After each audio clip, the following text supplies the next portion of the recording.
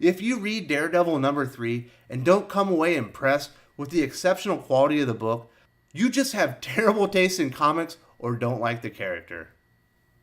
Welcome back to Thinking Critical. This is Wes, and I'm going to review one of the finest issues of Daredevil in years. I gave issue 1 by writer Chip Zdarsky and artist Marco Checchetto a positive review, but I expected more, and Daredevil number 3 is exactly why my expectations for the creative pairing were through the roof. I'm a firm believer that nothing is flawless, but I honestly couldn't find a fault with this issue in 2 readings. Zdarsky is absolutely the hottest writer in all of comics with his Invaders and Spider-Man Life Story miniseries and his take on Daredevil. I was very excited after seeing Marco Checchetto's work on Old Man Hawkeye, and his art is fully on point in Daredevil issue 3. Marco has a very tight line art style, but he creates a rough aesthetic that fits the character and world to a T. He's bringing a more realistic composition than past Daredevil artists, and reining in the physical stature of Kingpin is a welcome change. He still towers over other characters and has an extreme physical presence, but he feels like he could be human now. He varies his panel sizes nicely and has a knack for building up to the most important action sequences. Issue 3 picks up where issue 2 left off, with Daredevil wounded by Cole, who is new to the Hell's Kitchen beat. This is a very physical issue that sees Daredevil evading the police. I appreciate how well Checchetto emotes the character with such a large portion of his face covered. Frank Go's color work is well suited for Marco's tight style. I really like how they display Matt using his enhanced hearing ability as he's ID'd and his description called in. This is my personal favorite single page of comic art I've seen in a long time. This is a perfect build to a moment. There's no need for narration or exposition. Checchetto does all the storytelling here. Daredevil is running from Cole and runs right into the cavalry. He hops the hood of a cruiser and continues on the move. He halts his motion in an excellent pose, and the reader knows he's seen something that spooked him.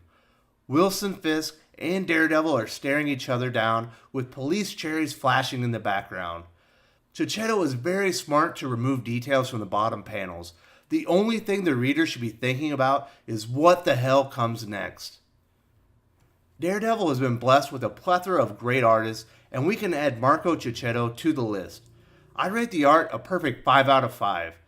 It's difficult for most writers to keep up with art of this quality, but Chip Zdarsky is game for the challenge. One of the interesting things Chip does in the book is make Kingpin the surrogate for the reader. Fisk is informed that Daredevil has been shot and is on the run. Mayor Fisk immediately ends his political engagement to see the events firsthand. He explains that he spent years bringing misfortune down on Daredevil, and now that he has nothing to do with it, he wants to find out what's happening in person. I naturally assumed it was Fisk framing Daredevil in issue 1, but now that I know it's not him, I'm just as curious as a ginormous mayor about who done it. If the stare down between Fisk and Daredevil was my favorite page of art, this is my favorite character moment in the book. While Daredevil is lying face down below Cole, he explains something very important. His radar sense is omnidirectional, so he has no natural front. If you're standing behind him, you may as well be standing right in front of him. This makes perfect sense and explains why Daredevil is so adept at evading police and criminals alike. Detective Cole has been one of the best additions Zdarsky has brought to the series. He's an outsider who hasn't been biased by the vigilante's crime-fighting work in the Hell's Kitchen community. He studied Daredevil before arriving and chastises himself for letting him get the drop on him. He's also flabbergasted that local police and civilians protect Daredevil from the justice he deserves.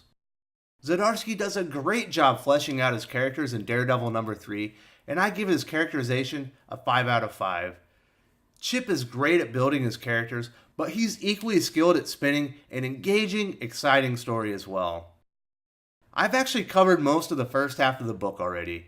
Daredevil is wounded and on the run from Cole, and runs right into a circle of police and Mayor Fisk. He starts reminding some of Hell's Kitchen's police how he's helped their families, and Detective Cole has had enough.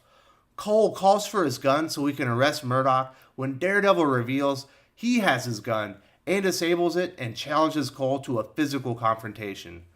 They have a very hard-hitting back and forth as Daredevil realizes his opponent is also a trained boxer. I also want to point out just how hard this silhouette of the two fighting hits me right in my feel spots. Daredevil has a bullet lodged in his shoulder during the encounter, and Cole's physical strength wins the day. He throws the cuffs on Daredevil as neighbors and police look on, dejected. Mayor Fisk looks to be very satisfied by the result as Daredevil is being taken downtown and soon will be unmasked. Murdock is placed in the back of a squad car and all hell breaks loose.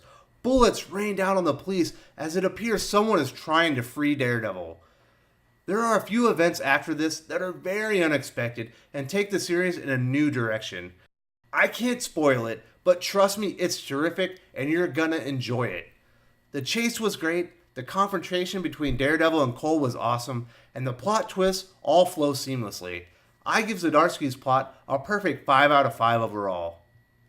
After my review of issue 1, I thought I had probably placed my expectations of Zdarsky and Checchetto too high. It might have even been unfair on the review. After reading issue 3, I know my expectations were just where they needed to be, and the team is starting to peak creatively. I personally can't find a negative quality with the issue and scored a 5 out of 5 overall.